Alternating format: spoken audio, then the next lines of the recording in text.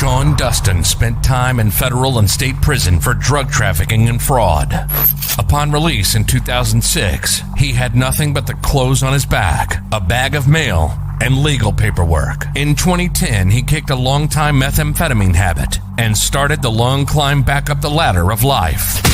This is the Nowhere to Go But Up podcast. If you want transparency and authenticity, you're in the right place. This is the Nowhere to Go But Up podcast, and this is Sean Dustin.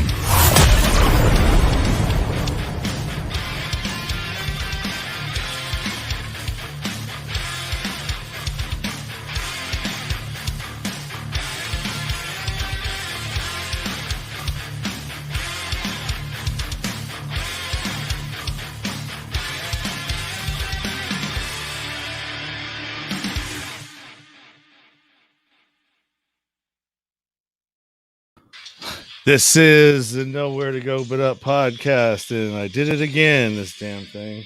Hold on a second. I hate when that happens. Nothing like live streaming, right?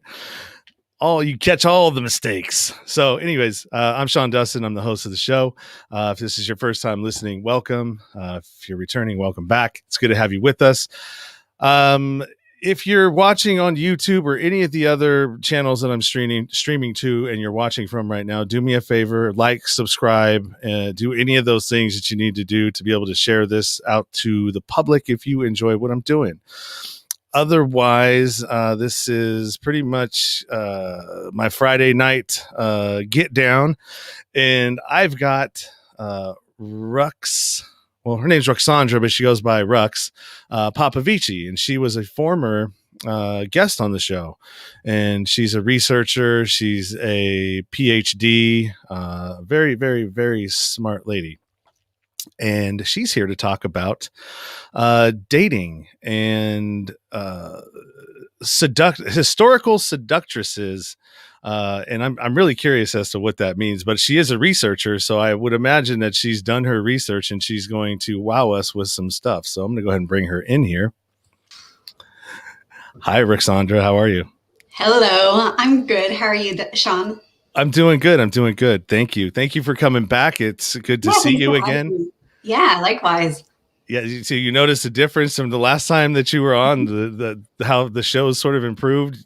Yeah, this is super professional. Thanks. Yeah, the last time we were doing it on Zoom out of my trailer, right?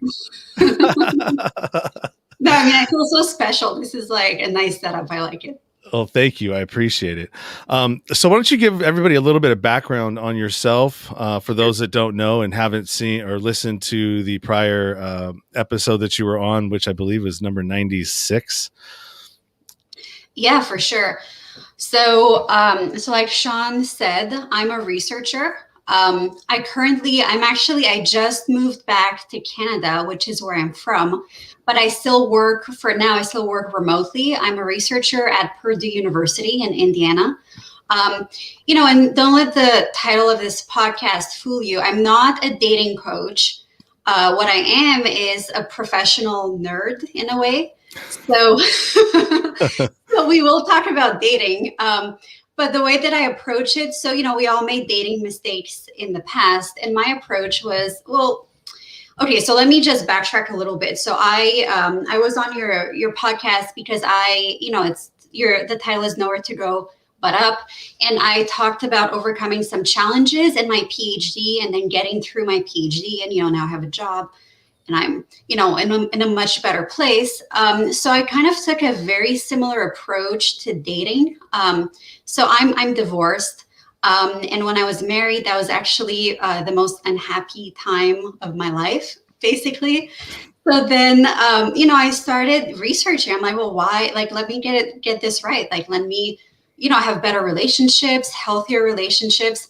And I got a lot of, conflicting advice, like, be like an embodied feminine woman, which I still don't know what that means personally. And then you have like really strict, like play hard to get, like, which is basically the opposite. It's like be vulnerable versus play hard to get. So I'm like, you know what? I'm going to do what I do best and research.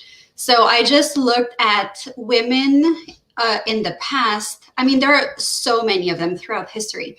And what I've noticed is that there's, so yeah, in general, people like we want someone who's beautiful, whatever, you know, if you're a woman, she has to be beautiful, she has to be open, agreeable.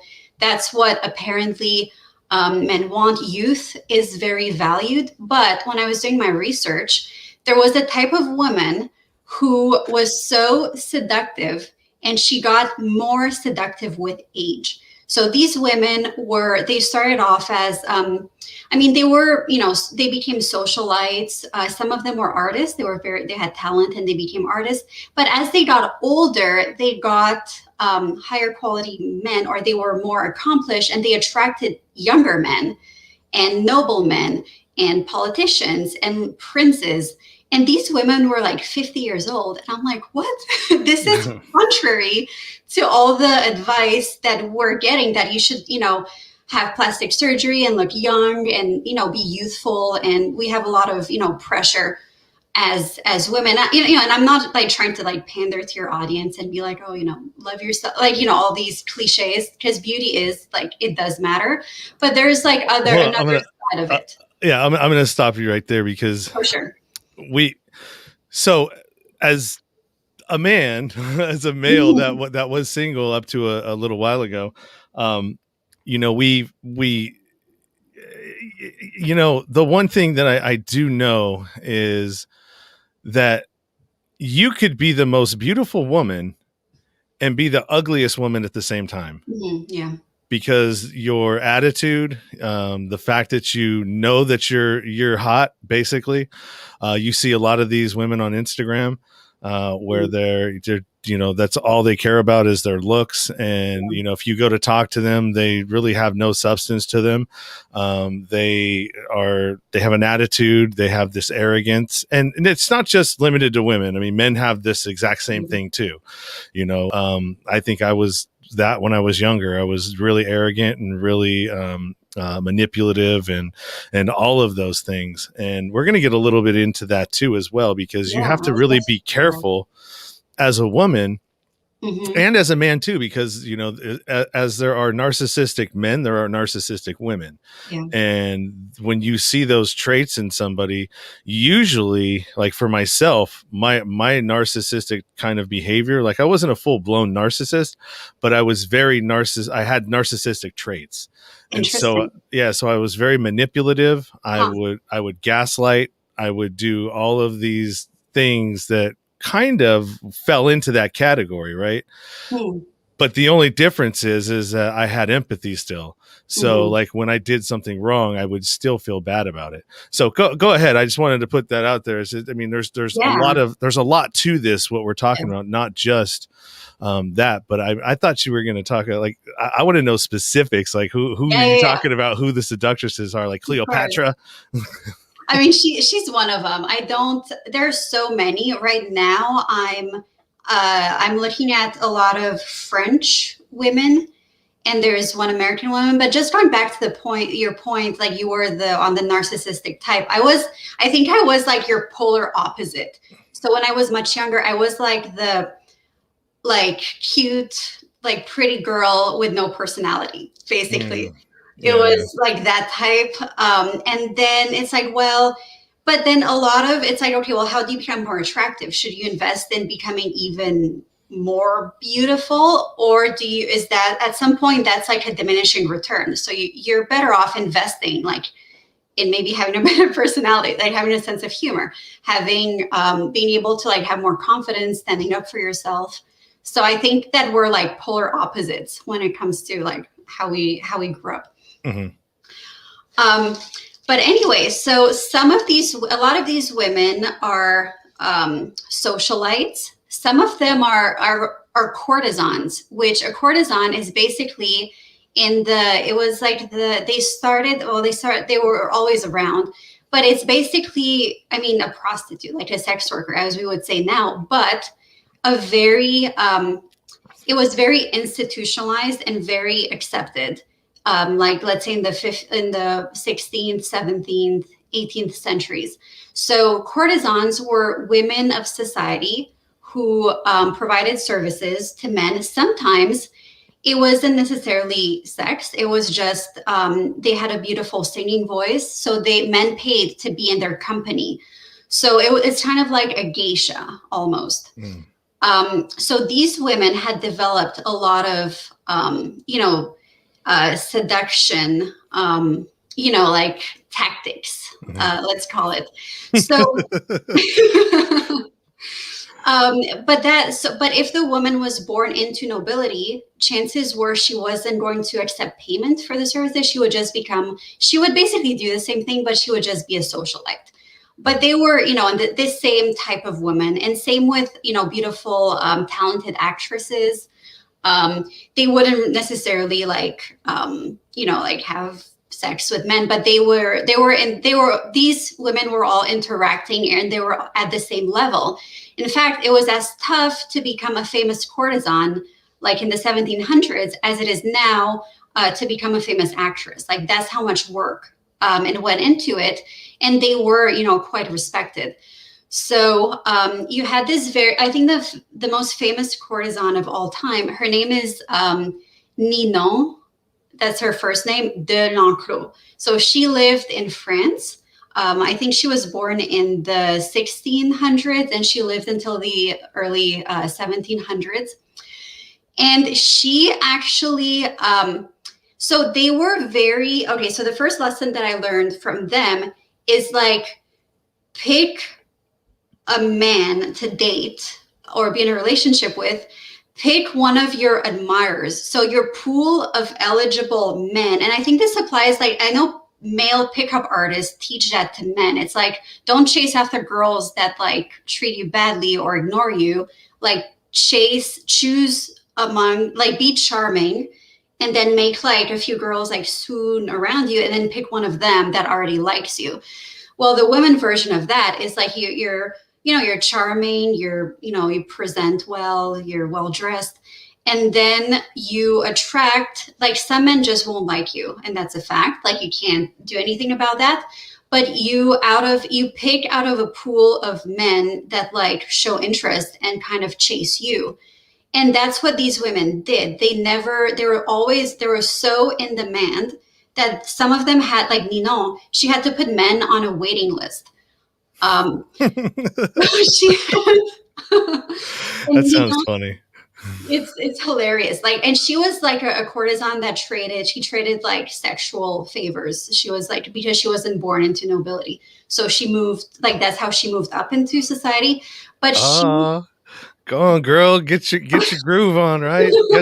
Get your hustle. But the thing is that she was very picky. She didn't just accept to be with any man.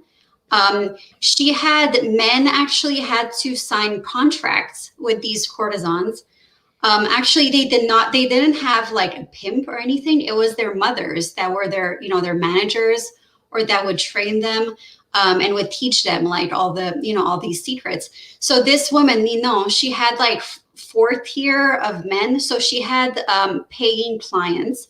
So clients that paid her a monthly allowance, and they maybe got to spend time with her from once to maybe 4 or 5 times a month. It wasn't, every day, and they paid a lot. And then you had people that paid to be on a waiting list for maybe one day. If there's an opening, they could possibly be around her. So they paid to just for that chance to be around her. And then the third type of man, she allowed herself to have random flings with people, no strings attached, just whatever. Usually it was a one-night stand or something. And then this woman is a more sexual woman. It's not for everybody, obviously, and I'm not advocating that people go and charge. Yeah, neither am I. I'm just joking around. I'm just making light. Don't do that. And then she had non-paid, her favorites. So these were boyfriends. So if she had a boyfriend, well, she wouldn't make him pay because he was her boyfriend. So, but so they had very strict rules for themselves. Um, they had this, this waiting list, and they, like we think, and I think movies misrepresent like the femme fatale or the seductress. Like you see these women, they're kind of evil and they go around like chasing men and seducing them. Well, that's actually not what happened. They didn't really go out of their way. What they did is they created an environment where they were seductive. So they were surrounded by fans, both male and female, because they were very charming. They had a good reputation. Like Ninon, she was like genuinely a good person. She gave advice she supported the arts and literature. She actually, like, poets and writers used to go to her for advice and feedback on their work. So she had like a very good social network and a very good reputation. And then when like the prince of whatever, Prussia, or like comes to Paris, he's like, who's this woman? She's always surrounded by people, and she's like she's so well respected and so well liked. I've got to be around her. And Ninon was not even plastically beautiful. Like she was plain. But men became obsessed with her, and they got on her waiting list. So that's like the first thing I learned. It's like you're not really doing an active seducing job. You're just like focusing on yourself and building up your network and your reputation, and then people come to you. So that's like a Renaissance Instagram. Well, social or media, Renaissance, or Renaissance influencer. Exactly, and actually, I do have a social media tip for that. So a lot of like if you go on Instagram, and because I've gotten feedback on because at some point I was on Tinder. I'm not on Tinder right now because it's the pandemic. It's complicated. It's complicated. That's a good way to put it. Well, dating is different now with the pandemic. So now you're going to have sex with a full body condom now. Oh God, I know. It's like first base. It's like, take your mask off. Like, it's like slow. I feel like it's creating like a polarizing effect. So either people are like moving in together and becoming really serious really fast, or they're taking it extra slow because of the risk. So I feel like you get both things. But yeah, that's why I think social media and like Tinder and Bumble and online dating, like especially because you're alone in your pictures, like people judge you physically, but they don't know like if you have a good reputation. Like studies have shown actually that if a man sees a woman and she's surrounded by friends and people, it's the same woman, same photo, but she's surrounded by people as opposed to being alone. She appears to him as being more attractive versus like, so, like on Instagram, you have like those selfies and you're alone, but like people have no idea what you're like, what you're like with your family, with your friends. And social status, and that social, like if people, and I think this is not only for women, like personally, if I see a man and I see how he interacts with like other people, and I see that people respect him, like I feel like I will be more attracted to him, as opposed to if I see a selfie on Tinder, like I have no way to judge him. So what feedback that I got from some guys, they're like, yeah, your pictures weren't that, you were like maybe like a 7 or whatever on Tinder. But then they like stalked me on Facebook, and some of my pictures, not all of them, my profile is public, but some of them are private. But like I have a lot of pictures of me having fun with my family and friends. And they're like, oh, and then I saw that you had this like family and friends and you have a life, and you became more attractive, and I decided to like pursue you. Like that's what I've heard from guys. So I think there's something to be said about like social media that forces you to like isolate yourself as opposed to like presenting yourself like in context, Yeah. No, that makes sense. That makes a lot of sense actually. But I mean, it's still there's no substitute for getting to know somebody, because you really don't, you like, how much do you really get to know of somebody by looking at their social media? I For mean, sure. it's all highlights, Mhm. it's your highlight reel, and most people don't show their vulnerable side, and that they are real and they have issues, Yeah, because everybody has issues of some sort, for eh, sure. Although you wouldn't advertise those when dating, well, at least yeah. the first meeting. But you know what? I seem to think that that's the opposite, though. Really? Like what? Give Yeah. me an example. So I remember when I was dating and I started doing my podcast, Mhm. and I would put my podcast on my dating site, Yeah. and said, "Hey, you want to?" I mean, I was trying to fish for listens, but I mean, at the same Yeah. time, I would tell women, I'd say, hey, look, if you want to get to know me, the best way that you're going to do that, because I mean, we can go back and forth all day long, and Mhm. you're not going to get to know who I am really. Go listen to my podcast.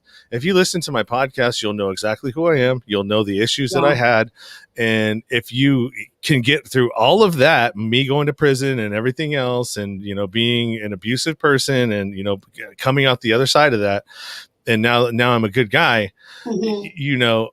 then I think that we have a better opportunity. But and then I started thinking about that too, and I said, oh, well, that's kind of one sided, because it's, yeah, you're getting to know me, but I'm not getting to know you. Mm. So I mean, I think there's a balance that has to happen there, and it really takes about 3 months, 3 to 6 months for people to to lose their good face, right? Everybody's on their best behavior for about 3 to 6 months, and then you really, if that's not who they really are, pieces of it start falling out, within that Mhm. 3 to 6 month period, right? You really start Yeah. seeing, oh wow, look, he's kind of For an sure. asshole to service people, or oh, he's really not very likable to kids, or to elderly, or these little things start coming out about people. And I think that, honestly, um, people kind of get fooled with that, especially on both sides, right? And especially when you're having sex, and let's just say the sex is really good, Mhm. and and that just kind of clouds things, right? That Absolutely. Oh yeah. oxytocin in the women starts kicking in. Oh Yeah. my God, then you're, kind of, what they call it, DW or PW, whichever one you want to go for. I mean, it happens both ways. Mhm. And so, yeah, that really is, because I mean, I,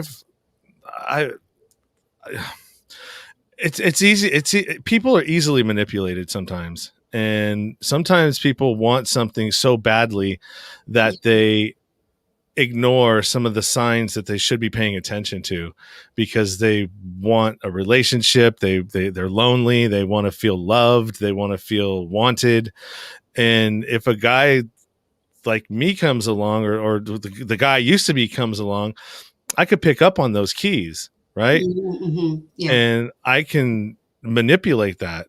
And you start adding, sex into the mix of that. And if you're, what I mean? Not saying that that's a great person to be, because it's not, but I mean, it doesn't excuse the fact that that's how I used to be. And I, try, now that I have a daughter myself, Mhm. that's 3.5, Mhm. and I have one that's 21 years old. She already has a boyfriend, but the one that's 3.5, it's like, gee, I feel sorry for her boyfriend. Yeah. Whenever that happens, because I mean, she's going to be armed with everything. I mean, yeah, and she needs to have to be able to recognize these signs. But like, I feel like a lot of people are really lonely these days, because we're more isolated, especially the pandemic. And actually, that goes into another thing that I discovered, and that's also like in myself. I'm guilty of that. It basically, like, a lot of my former relationships, I just chose the wrong person, because I thought I was in love with them. Turns out it was probably, like, if I'm being honest, it was probably like infatuation, just like the whole like chemicals after you have sex and all that. I think that's and then, like, we think, oh, we need to be, it's love and we can make it work. But I think I've come to realize that it's important to as a woman, I think it goes both ways, like as a man too, like to pick someone that you can respect. So I'm not going to pick someone that like in the past, I've picked someone that I was crazy in love with, but I deep down, if I was honest with myself, I didn't fully respect, because those red flags, like if people try to use you, whatever, like they have like you deep down, like, especially if you have like some self-awareness and you don't really respect them as a person, or you don't fully trust them. And that actually prevents you from being vulnerable. And it's like, and I did like an analysis of like my past relationships and of like these women and people that get into relationships and they last. And when it fails is because, and I'm like telling it from the woman's perspective. It's like, well, you chose a man that you can't respect, either because, well, sometimes he just like doesn't have a job and he's lazy and you can't respect that. So then the woman starts nagging and telling him what to do and being like, and or he's like a bit of a narcissist. So you like, like you're still attracted to him, but deep down that you can't fully trust him. So you never like as a woman, like I don't know, it's like deep down your subconscious knows it's the wrong choice, because it sees the red flags, but like those relationships don't work out. Like you have to fully believe and choose someone that, because like in both cases, you kind of hope that he's going to change, but you have to really pick someone that if he never changes ever, like you'd be fine with it. Not that people shouldn't evolve with time, but you know what I mean, I think. Yeah, well, you can't get into a relationship. You can't choose a relationship that's a fixer-upper, right? For sure, yeah. If that person doesn't have what you're looking for, and I've gotten into this myself, where I got into a relationship and I was dating the idea of who I wanted this person to be, not who she was, right? Yeah. And so, maybe she may have been a little overweight, and I'm like, okay, well, I can work with that. If she lost weight, then, she'd be really, really a lot cuter, right? And so that's not going to work, because you can't like, somebody has to want to lose weight. You can't just go in and say, well, I'm going to change you and turn you into what I want you to be.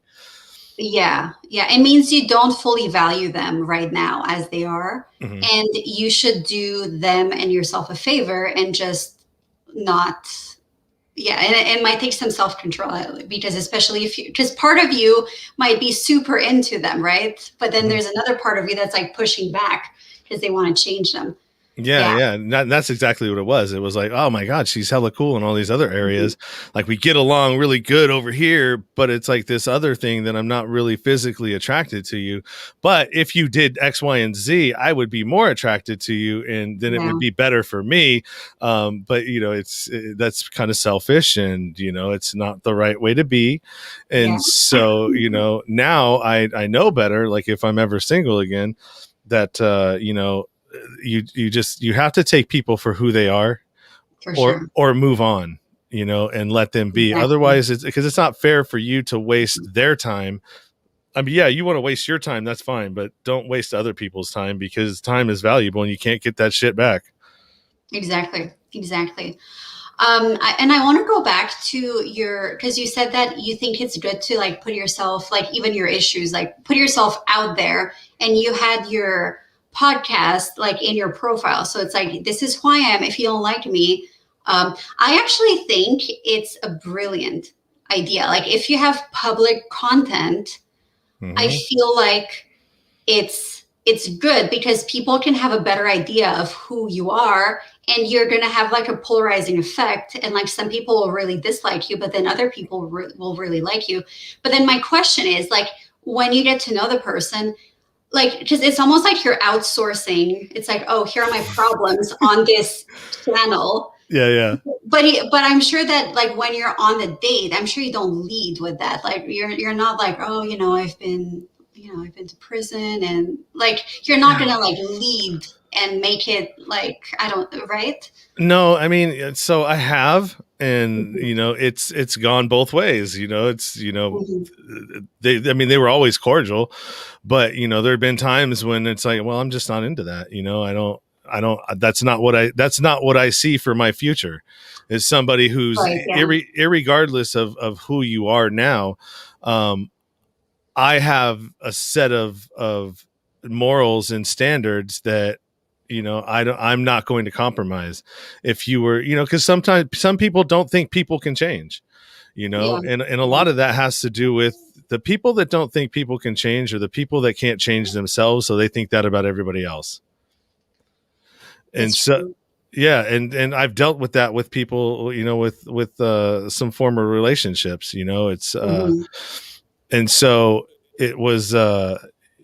Yeah, I mean, I guess it could go both. It could go both ways. I mean, Yeah, and but that's like, I'm saying it's like an informational, because like what happens with women a lot is like they treat their boyfriend or their dates like they're in the therapist office. And sometimes it can be off-putting because it's too much. It's like, whoa, like there's one thing to say like a factual, like, information, like this is yeah, what happened to me.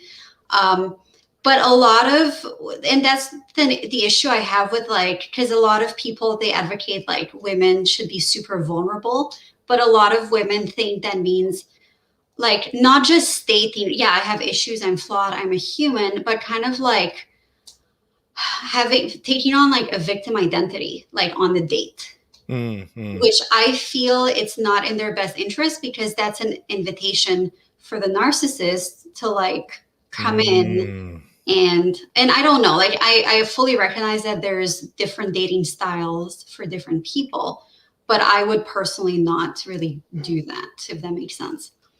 No, it does make sense, and yeah, you're basically you're. I mean, that's you know what, you make a really good point, um, and yeah, I mean, yeah, how much do you disclose? I mean, I guess for a guy, it's a little bit different. Jesus, what's my dog barking at? Um, it's a little bit different than it is for a woman, because women are more vulnerable. They're more apt to, having things happen to them, being taken advantage of. And not to say that men don't get taken advantage of, um, but I think you have to. It's a fine line. You kind of Yeah, got to figure it out. for sure. Now, I would say, um, I would probably say about the third date, the fourth date, that's when you would, when you actually, okay, I think that this may have, potential to progress further. I'm digging her personality. I'm liking the conversation. We seem to be gelling. There's not a lot of dead space, because there's those. Have you ever had those people that you've met before? Mhm, yeah. And it's just like you guys you're like best friends right off the bat, and you just talk for hours, and it's Yes. like you can't get enough of each other. Your Yeah, conversation just for sure. flows, and it's like, oh my Mhm. God, you really, like, you make me think, you know what I mean? And you spark ideas and everything else, and inspire me. And then there's those other people that really don't. And so I don't know, man, it's really ah. So what do you think about this? So remember, like animals, they choose their partners, through scent, right, through the Mhm. pheromones and through everything else. Yeah. And I think that we used to do that at some point, You you think know. so? Yeah, back in, I mean, I don't think that we would sniff each other's asses, but but I think the pheromones would, Yeah. you Huh. kind of like attract each other, right? You're attracted to somebody's scent, you get Yeah. close enough to them, and all those chemicals and everything else. Just like kids, when, I mean, do you have any children? No, I don't. Okay, so it's like a mother and a Mhm. child, right? Yeah. When the child gets onto the mother, right, when they're Mhm. breastfeeding, automatically the chemicals start mixing in both of them, and she starts lactating. Yeah, And I've heard that. Mhm. okay, so I think the same thing is with the same thing happens with Yeah. people. When you get close enough to somebody, your energy connects, and maybe your pheromones start connecting and attract. Mhm. And with the invent of perfumes and colognes and all that other stuff, it dulls those senses down. And so now we are choosing the wrong people because our people are we're missing our people. Interesting. Yeah, I think that's what it is. To me, it makes a lot of sense. Yeah. So you're not, it's like you can't really gauge. But scent is like one, because we're also very visual, right? So it's, yeah. But I think, yeah, like it messes up the system a little bit. Because I've been in situations like, when you sit next to someone, like not anymore, now we don't touch anybody, but like when you sit like if you're on the bus or you're seated in public, like in a theater or something, and around like some people you feel absolutely nothing, but then there's like some people, it's like, I don't know, like I feel like a bit of like there's like a vibe between us. Like I can feel it. And so is that before speaking to them, or is that just being around them? You can feel like a vibe, like you can feel their aura. I don't think it's like aura, but I think it's like maybe like a subtle attraction. It's like or it's like, oh, this is a person that I could like maybe connect with. But I don't know it. Like I don't really wear a lot of perfume, so I don't know if like that's. But yeah, like because we also like shower every day. I don't know if that's like, or like a lot of people do. So I don't know if that's that also messes up our scent. Yeah, that could be. I didn't think about that one. I was just thinking about perfume. I wasn't thinking about not showering. Oh, maybe I should try. Maybe I should try it. See if not showering. Well, yeah, and it's not just like crazy talk, because there's like scientific and they've done studies about like women. They made women smell sweaty shirts, and they were attracted to some of them and not others. So there's like science. Well, yeah, because we're biological beings, right? Sure. And we're actually energy beings too, and we're all energy because we're all part of atoms and carbon and all of these things that are around us. Yeah, our vibration, everything. We're connected. Everybody's connected at a certain level, and it's like there's no denying that that we have abilities. I mean, that's why when the deja vu, or when you think about somebody and they call you 2 days later and you're like, oh my God, I can't believe I was just thinking about you. We have abilities, but I think that our pineal gland's been so calcified that from either the fluoride or whatever that's in the water or anything else. I mean, now we're getting in a little bit into the conspiracy realm, but I mean, I think it's true though. I've been through situations where I can't explain things. And like, I'll give you a perfect example. This is one I use all the time because it's the one that tripped me out big time. Yeah, really.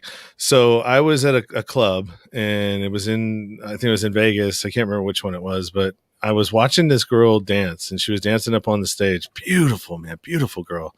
And she had this cowboy hat on, and she just had this swagger to her, man. And the way that she moved and her attitude and just everything she was doing, I was just like, oh, I'm into it. I'm digging it. Right. Yeah. Never went up and talked to her, because I was one of them wallflowers. Like, I'll look from a distance, but now I'm not going to go and put myself out there and get rejected. And so, a couple days, not even a couple days, let's just say maybe 2 weeks later, I took a Klonopin, and my roommate gave me one, and I didn't realize that it was it was a whole bar, and I took the whole thing when you're only supposed to take just one piece. They're in fours. You're only supposed to take a little piece of it, right? And I took the whole thing, and I was hammered, couldn't move, was just stuck staring at the ceiling. And I felt like I was on another dimension, right? And all of a sudden the phone rang, and it was this dude that I think I'd met at a bar somewhere at some point. And he's like, hey, what's going on? And I'm just, it's kind of out of it, man. What's going on? And he's like, hey, I got someone who wants to talk to you. And he puts this girl on the phone, and she's like, "Hey, what's up? Blah blah blah blah. What's going on? What's da, da, da." And I'm like, who the fuck are you? Who are you? Who are you? I don't even know who you are. And she just like, "Oh well, I work at such and such bar. I'm a bartender over there. Why don't you come down and see me? Next tomorrow or whatever, my next shift." And so I still remembered it the next day, and then I went down there, and guess who it was? It was that girl. It was that girl. Oh my! But how did she call you? I don't know. Oh my God, that's crazy. So did you go? Oh yeah, we hooked up for a little while. Okay. And I mean, did it was just her? Like, how did you get my number? I don't know if I did or not. It was just one of those weird things. Like how did you? I think I may have, and like she said something, but I don't remember ever meeting her ever. Mm-hmm. And I just think that that's the power of our minds. That's crazy. And when you think about something enough, because obviously I'd thought about her, after that, and would think about her like a couple of days later and be like, God, man, I blew it. I should have went up and talked to her, and it's just, I'm putting that out there. I'm putting that out there into the universe and the energy. And then you bring it back. Yeah. And then it just came back. So, I mean, maybe I'm just making it up or making a coincidence into something bigger, but I don't know. I think that we have that ability in us, and just with all the EMF that's around us. I mean, just like right here in front of me, I have so much electromagnetic frequency from all of the devices that are around me. Like there's no way that anything that I could take my antenna and put anything out without it getting distorted. Yeah. I recently started going to flotation therapy. Oh, what is that like? Oh my God, you've never tried it? No. So you float in an Epsom salt water tank, and it's supposed to be like a sensory deprivation. They have a blue light, and like blue light is like bad for your, but you can turn that off. And then it's like pitch black, and it's like, I feel like so I'm an experienced meditator. Like I meditate on a regular basis. So I found that being in that flotation tank, like you're floating and it's like sensory deprivation, like people say, it has a lot of mental benefits. But what I found is like the quality of my meditation really depends on myself. It comes from within. It's not really like it's not the environment that will make me have a great meditation. It's like the extent to which I can control my thoughts and all that. So it was like an empowering experience, because I kind of expected it to take over and I'm going to feel like I'm in space and I'm going to be able to like meditate like crazy. But it's like, no, it's nothing special, because all of that comes from within. It's not the external environment. But I saw like there's a lot of I saw like physical benefits. Like it's like having a massage, but better. Like that's how good you feel the next day. Because like my back, it just felt so light, and my shoulders and just everything. It was great. So did you fall asleep in it, or is it just like meditation, or you're just at peace and at still and just try to like calm your mind and be in the moment? Well, it depends on people. So some people, they go in there, and if you've never like meditated before, you're like in there for an hour in like the dark. So some people have never been alone with their own thoughts for more than like 30 seconds, I'm sure some people don't want to be alone with their thoughts for more than 30 seconds. Do you really want to do that? Because I was like I have a friend, she's like very no nonsense, like very like she has no issues like meeting her goals, and she's a very functional human being. Let's just put it that way. And I feel like this flotation therapy is like a little bit of nonsense for her. So she's like, what's the point? After 10 minutes, I would just get bored. And I'm like, yeah, because you don't have any, like, you don't need that. But some people need to be alone and process like all that, all that information. So for me, what I got out of it is like, I don't know, like all the discomfort that shows up. Like I felt a lot of heaviness like in my chest and head. And that's where I usually feel like a bit of tension. So I don't know if also like if you're in the water and you float, that's also where like your center of gravity is, because like your head is pretty heavy and so your shoulders. But although for women it's probably your hips. Like I don't know if it's like physical or if it's like emotional, but I felt like a lot of heaviness in my chest and head. So I tried to like let go of that. Like I just do the thing where you feel your bad emotions until they leave. That's what I do, and it works for me. But so, yeah, some people like they don't. It's not necessary, or they don't know what to do. They couldn't really handle being alone. You know, it's pretty intense. Yeah, I usually try to purge by crying it out. That usually works for me. Yeah, and it seems to be happening a lot more these days. So, really? Yeah.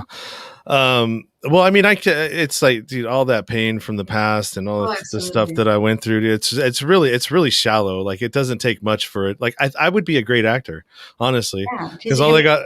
Right. Yeah, because all I got to do is just think about a couple of different things, and it's like, there you go, there it comes, come the waterfalls. Yeah. Joe Rogan is a big advocate for float tanks. He does it as well.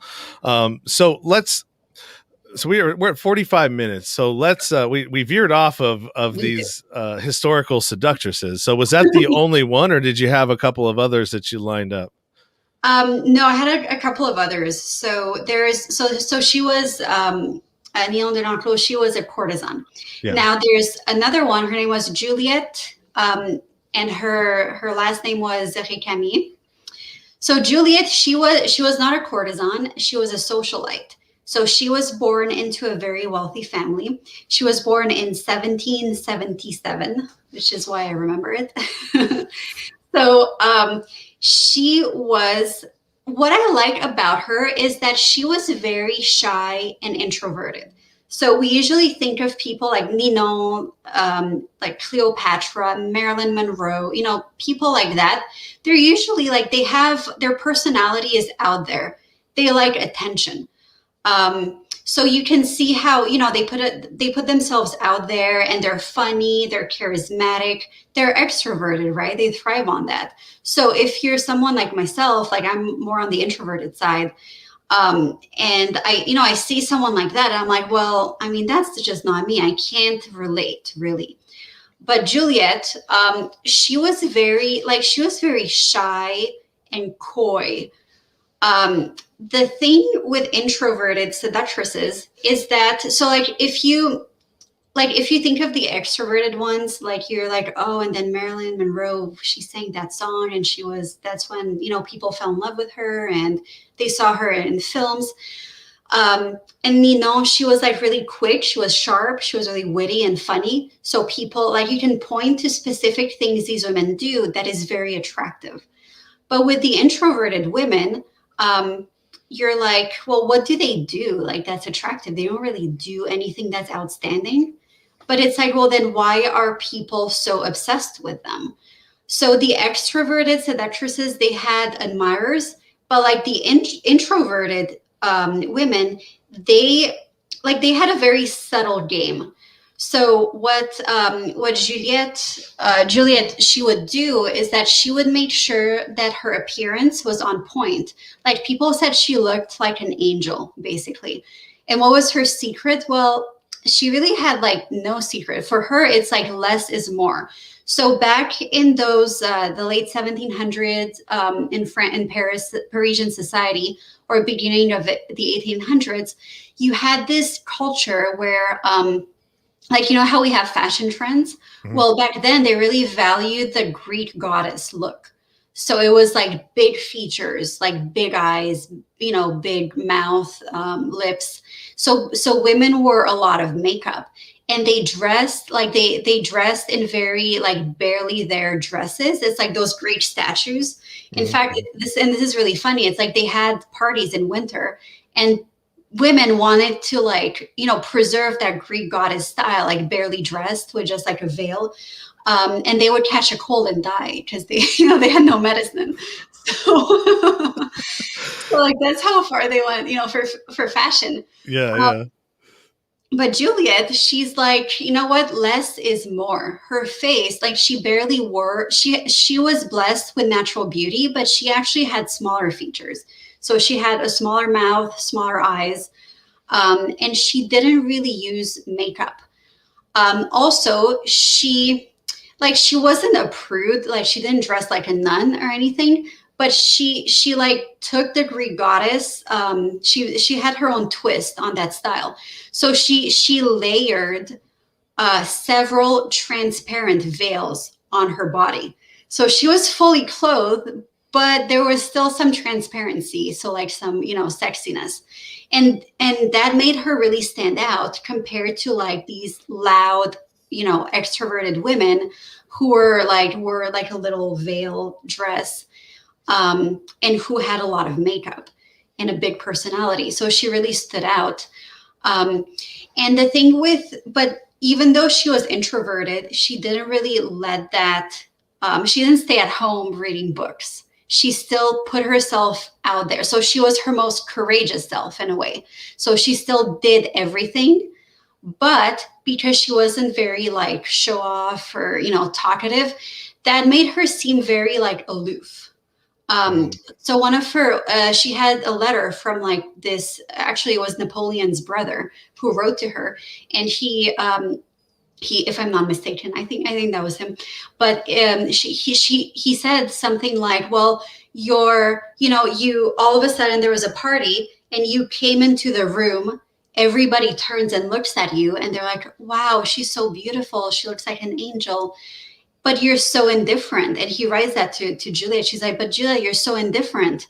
And you make indifference seem charming, because usually indifference is not a very charming quality, but she made it, I don't know, it's like, there's something very intangible about these like quiet seductresses. Like you can't really point to what it is, but I personally think is them keeping their natural personality. So they're like reserved by nature. So like, I think that if you're on the more introverted side, it is not really in your best interest to just act extroverted, because that's not who you are. And there's no way you can compete with someone whose natural personality is that and you're trying to imitate. Like it's just not going to work. Mhm. So you're much better off just being yourself, but being your courageous self, not your like quiet self staying at home and not going out. So it's like, if you want to go out, if you want to meet people, like put yourself out there.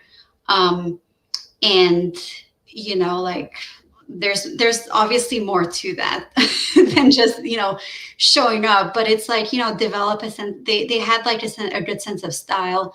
They were so confident, like she was, but they had like a quiet confidence that made them seem very aloof. Mm-hmm.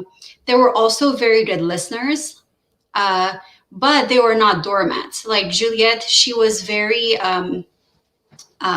like she wasn't a talker. She liked to listen to men. So men told her, their stories, and they fell in love with her because she would just, sit there and listen. But then she would like out of nowhere, she would like turn on them and start teasing. So like take a little jab at the guy to create tension.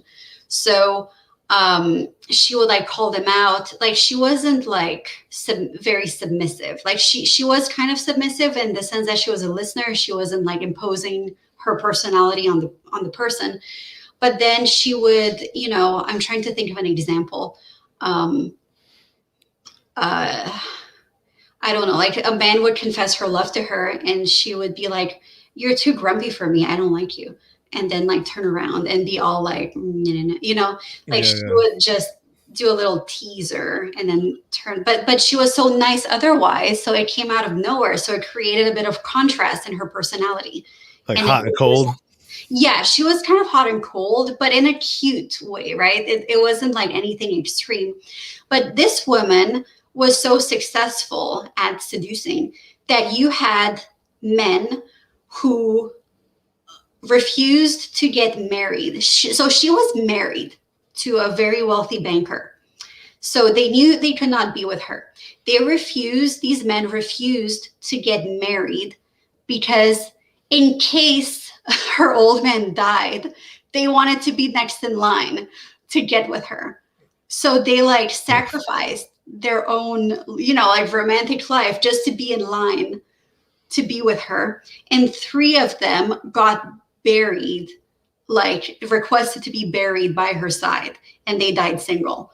But at least they got buried with her. Like, that's how effective she was. I wonder if there's anything like that these days. Like if there's anything similar to that. Oh gosh. Because you mentioned one person in the French one, the Parisian one, who had said something that her mom was like her manager. Yeah. Well, we have 4 or 5 women like that. No, there's 4 of them, isn't there? Right now in our society, whose mom manages them. Like Kardashians. Yeah. The witches of Eastwick. Yeah. Well, I think, and so Ninon, it was actually her mom was very religious. So she was like the exception to a rule, but a lot of the famous courtesans, yeah, their mother managed them. And I think, and there's been like even academic articles written about that. Like when your mom is your manager, as opposed to a man that could be like a pimp or an agent who's, very different, people. But it's like, how do they really have your best interest at heart? Or is your mom, if your mom happens to be a good manager, like, is she really the most amazing person to be, to be that for you? Because not only do they have like your best interest at heart, well, not only are they talented and they know how to like, make you popular, but they also deeply care about you because they're your mother. So that model of like the family, like woman, I don't know, like the mother manager, I feel like they might be onto something. I feel like Kris Kardashian might have read that story. She might have done some of that research too. Yeah, I don't know. Do you think like maybe it's a I don't know. Yeah. Well, I mean, I don't know if this is true or not, but I heard that her mom was the one that planned out the whole Ray J sex tape thing and releasing it and everything else for really? for the publicity of it. I mean, everything that they've done has all been for publicity. It's been done. Yeah. I mean, she's really smart. I'll give them that, man. She's super smart. Yeah. Yeah. She knows what she's doing. That's for sure. Yeah. She's created an empire around her children. Well, these are the modern, like, socialites these days. Like and Juliet, like her mom, like everything, her outfits were planned with her mom. Like her mom had a really big impact on her celebrity. So there's like, they're onto something. I think like that's, and I don't know exactly what it is about like mothers being the manager, but it's like, yeah, like I think it's a good strategy. I was in Clubhouse last night. Are you familiar with Clubhouse? Yeah, I've never been on it, but I know. Do you have an iPhone? No, I have an Android. Too bad. You can't get in. I know. It's actually it's a pretty amazing place. The conversations that are being had over there. On there so badly. Like, can you go? Like, is there a way to get on there? Like, if you don't, how would you? Oh well, well, I don't know. Maybe if you have an iPad, you can get on there. Oh, I do have an iPad. Oh, wow. Well, is it attached to a phone number? It has to be attached to a phone number. Okay. So if you can't you can do that, can't you? If you add an account to it where it's Wi-Fi and so it has a number. Yeah. I think so. I'll look into it. Yeah, if you do and you can do it, well, you probably know people that can give you invites and stuff, right? All right? Yeah, I just don't have an iPhone. Yeah, it's a good. Sorry, I cut you off. Oh no! It's. I've been spending hours. I mean, hours on Clubhouse the last month and a half, and the amount of information that I've gotten off of there, and the amount of like connections that I've made, it's just been amazing. I mean, the kind of conversations and the real authentic connections that are happening there versus just regular social media, because it's almost like a 3 to 4 layer authentication when you're on there, right? So just picture this. it's audio only. So you're in a room that you have interest in, right? Mm-hmm. When people are speaking, you're hearing them. And when you hear people that pique your interest, you're like, oh, wow, that person sounds really interesting. You go and hit their profile, you look more in depth about who they are and what they're doing. Mm-hmm. And then if you like what you see in their profile, then you go one step further and you hit their Instagram or their Twitter account if they've got it linked. Yeah. And then you go and look even further. Okay, Yeah. look at what they're doing over on Instagram. Huh. All right. Well, I'm going to follow them. And Yeah. I'm going to tell you, it took me almost 2 years to get 800 followers on Instagram, right? Yeah. In the last 6 weeks that I've been on Clubhouse, I've grown my following up to almost 1,200. Jeez. Wow. So 400 followers just from going in and speaking in rooms. Yeah. It's a more organic, more sustainable way of getting a following, because people aren't going to leave you once they click on you. So have you ever noticed that on Instagram? You'll be at, I don't know, maybe let's just say you're at 850 and then you don't do a whole lot. And 2 weeks later, you're down to like 825 and then you're down to 800. Right. Yeah. Well, Mm-hmm. most of those people weren't your people anyways. Exactly. Right. They weren't. You won't connect. Like, yeah, it's different. And so this is the difference. Mm-hmm. And so, yeah, if I would suggest, if you can find a way to get on there. Yes, I'm on it. Yeah. Like I'm going to find a way. Yeah, and they have really good stuff. Like there's so many smart rooms for people like for you, like people that are smart and intellects and stuff like that. That really, yeah, we can nerd out on. Yeah, you can nerd out on stuff. Yeah, so yeah, I would suggest getting on there. So yeah, absolutely. I want to circle back around because we're at an hour now. Yes. Let's so we've gone through 2. We've got the courtesan, and then you also got the socialite, right? Mm-hmm, the socialite. So all of these rules that you've made for yourself around dating and everything that you've learned from the research that you've done, and I should probably get you to be a researcher for my show because you're pretty good at it. How has that helped you? So it's helped. I really do apply the rule where I've stopped like chasing guys, and I choose from people that show interest in me. So I usually and this is a very like feminine approach to dating. So I see myself as being the selector. So if a man, like just writes like, hey, what's up, whatever, I usually won't reply, because another rule I have is like, I don't really text until after work. So like after 5 p.m.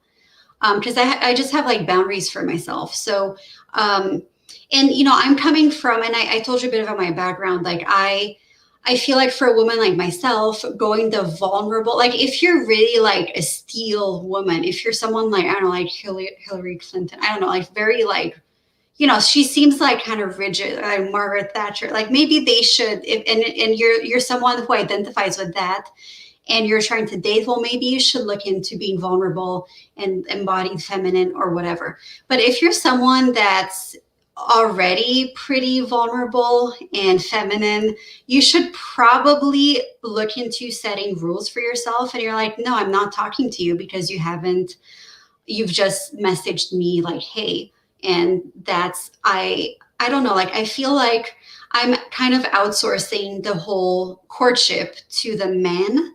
And my job is to work on myself and be beautiful, not just outside, but like inside and out. So like I'm working. And how do I do that? Well, it's by being happy, by having a purpose, having, a career, but not being a workaholic. I mean, maybe, like some women find their calling is in their career, but for me, it's about having a work-life balance.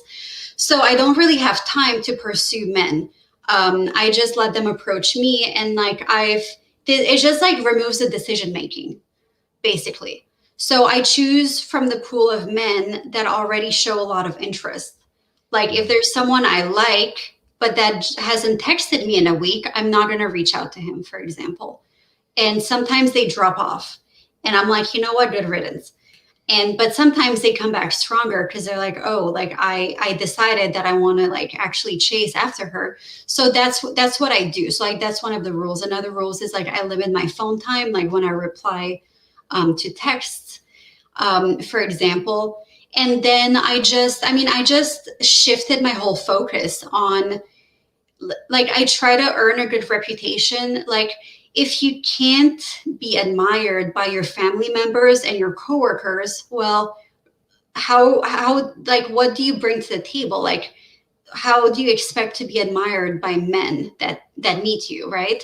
So I feel like, how do you do one thing is how you do everything. So like if you're really good, I don't know, like you're fun, you're charming, you're there, you're loyal for your friends and family, I feel like that's a good foundation, because when a man or woman, vice versa, like gets to know you, then you have substance. You're not just this like empty shell like I was, in my youth. I was just like, I don't know. It was, I was focused more like in my youth, I was a really pretty girl, but like I was focusing on makeup and dyeing my hair.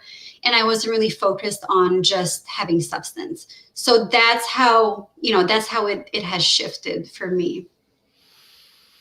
Where did you where are you from? Like, where are you originally from? So I'm Romanian, but I grew up in Canada. Okay. I grew up in a French Canadian environment, so that's why I still have an accent when I speak English. But it's from speaking French when I was younger. Okay. Yeah. Interesting. All right. So, I mean, are you still single now? Now I used to be in a relationship, but I recently moved to Canada, so it's a new start for me. So we broke up, and I'm single now. So clearly, I'm the best person to give advice to people. Yeah, isn't that the best though? It's like an automatic like redo, right? You can get out of anything if you just move to another country. I mean, yeah, like in that, yeah, like it was not the right relationship. So it was, like moving it makes it that much easier. Mm-hmm. And another rule I have is like I don't do long distance, so that's part of why it wasn't, the right. Yeah, long distance is overrated. I mean, who wants to get intimate over Zoom? Yeah, like because we knew each other. We were in the same city. We were in the same state, but yeah, like we're not going to continue when I'm in Canada. Like, so what do you prefer? Do you prefer American guys or like the Canadian guys? Like what's your guy? What's your type? He needs to have a strong personality. Like what I'm really not attractive are like those generic, and Canadian guys, I feel like Americans have more of like an edge, which is more attractive. Canadians tend to be a little bit more mellow. Mm-hmm. But I like someone with clearly defined values and a personality that's distinct. And that tends to be a bit more like dominant, like alpha, like not, like more takes control, like energetic, makes decisions, isn't indecisive. Mm-hmm. Yeah, that makes sense. I think a lot of guys are like that. So I got a question. Mm-hmm. So I'm a guy that sometimes I put a lot of emphasis on my own looks or my body and everything else, and like I probably would be considered. I got a dad bod now, right? Because COVID hit, and I put on about 40 pounds, and just keep it's annoying. And then my girlfriend's always like, well, that's not really what we look at. She's right. And I'm like, well, what do you mean? I'm like, I feel like if I feel this way about myself, then it's projecting outwardly to everybody else. And she's like, yeah, we don't look at that. I mean, of course you can't be obese, but I mean, yeah, there's a threshold, right? You just have to be that your weight has to be like below someone's threshold. Like for women, it's like you don't have to be the most beautiful. You just have to be beautiful enough. And for men, you don't have to be like fit, but you have to look healthy enough. Like you seem like a healthy dude. Like I don't see any, So like high, like proportionate, right? It's like you're not. Yeah, you just have to be proportionate enough. Exactly. That's like a great word. Okay, with a desire to be healthy. Well, I can't tell. Like I don't know. Like you seem pretty healthy, but it's not like the weight is not for women. Like some women are really into like the gym and all that, and they might put emphasis. But I personally, I don't think it's not the thing that matters the most. But of course, but they can't be like they probably like I won't be as attracted if they're like they look really unhealthy. Like that's there is like a limit, That's a very polite way of putting it. But it's true. But it's not just to be like, PC, but it's but what does it come down to? It's like basically a health thing that we select for, it's like I think that's like the real reason why we have a preference for thinner people. Well, yeah, you want to make sure they're going to be around in 10 years, right? Exactly. Yeah. Like same with smokers. It's like, well, it's a turn off, not just because like it, it smells. And I've been in a relationship with smokers and like, it's like, yeah, like he had enough good qualities that it was fine. But like, because I thought I was, going to marry this guy and but he was a smoker. And like in the back of my mind, I'm like, well, what if you die from cancer? Like, that would suck. So, like that's a real concern. And how, not to get off the subject, but how old are you? I'm 33. Any plans for kids in the future, or are you a no kid kind? I'm not a no kid kind. Like the door is open. Okay. So, yeah, like I'm still in my 30s. Like if I end up, single at 50, then, that door will be closed. But at this stage it's still like, but I'm not like, I've never really been, I've always been more of a career focused woman. Like it would be devastating if I had like no accomplishments in life. That would be very devastating. Like I could never be a housewife. I could, not that there's anything wrong with that, but I could never do it. Like for me, I get a lot of meaning from working and from doing research and from like pursuing various hobbies and, so it's having kids is not the most, like I'd be fine marrying someone who has kids and me not having kids, for example. I'd be fine with that too. Okay. Yeah. So you're just kind of like, whatever, you go with the flow, whatever happens. If it's meant to be, it's meant to be. Yeah. Yeah. Like I'm open. I do want, ideally I'd want at least one child in my life, but it would like, they wouldn't need to be my biological child. They could be, someone else's. Well, you got a fur baby. It's almost the same. Yes, I do. He's like crying at the door right now. I got mine right there too. And yeah, it's crazy. The amount, my dog has been my therapy dog, to be honest with you. Yeah. He's kind of taught me how to love again and how to like be human again. And like all of these things, like I am so connected to this dog that it's really scary. How old is he or she? Well, he's only 5. He's 5. So I still got probably a good 5 to 7 more years with him. Yeah. And oh man, it's going to devastate me when that time comes. That's the horrible thing about having pets, man, is that you're going to outlive them. Exactly. So do you think that it's because of how your dog behaves towards you that it's like your therapy dog, or is it because it gave you like you taking care of him gave you a sense of purpose, or is it both? No, it's both. It's both. Okay. Yeah. I mean, he literally understands everything I say. Yeah. Like, I mean, it's so crazy how like connected we are. And even my girlfriend goes, she's like, I've never seen a relationship like that between a dog and its owner. It's like, he knows what you're saying. And and he talks back to you and I see you two communicating with each other. And it's just, she's like, okay.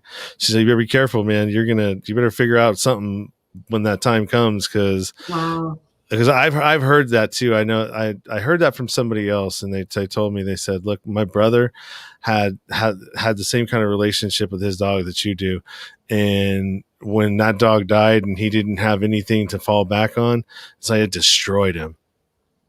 And it's like, oh, thank you. Yeah, it's like, okay, what can I do? Like, how can you even prepare for that?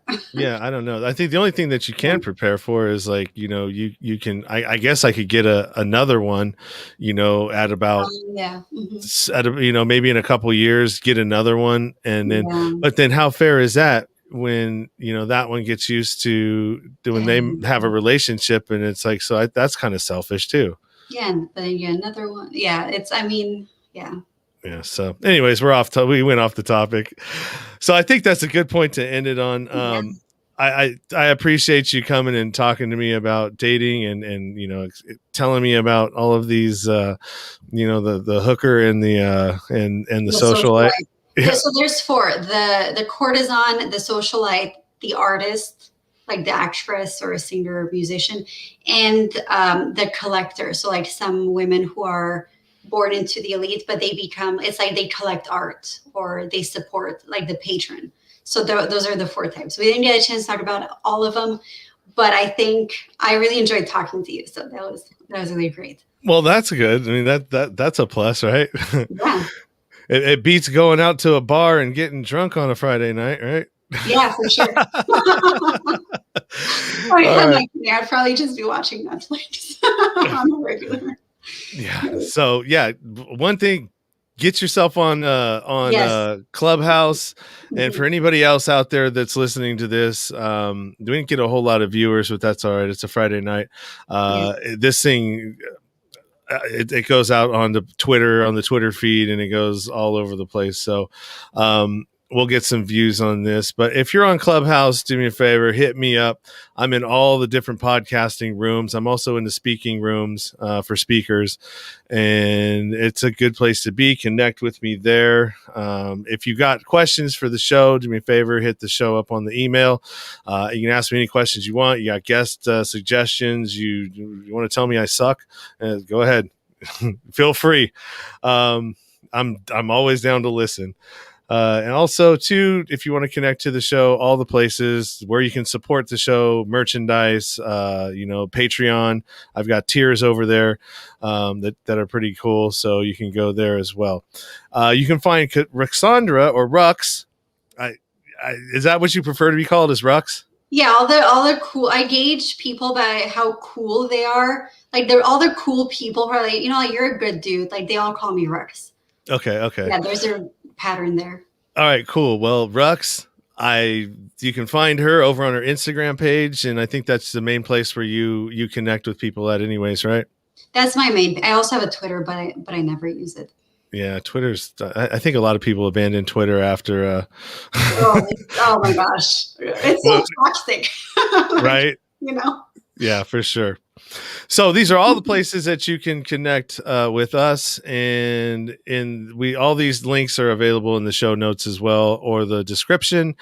And for everybody else out there, have a great weekend. I look forward to seeing you next week. I've got some cool things happening next week as well, and a couple of streams that I've got lined up. And until next time, keep it 100 and stay true to yourself, because there ain't no better way to be. See ya. You've been listening to the Nowhere to Go But Up podcast.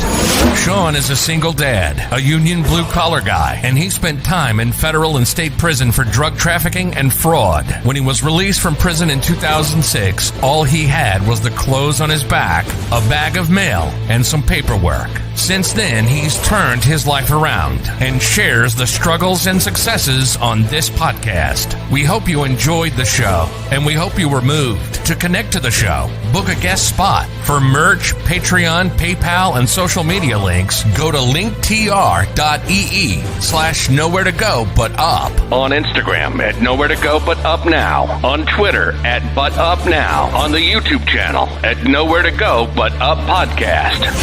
See you next time.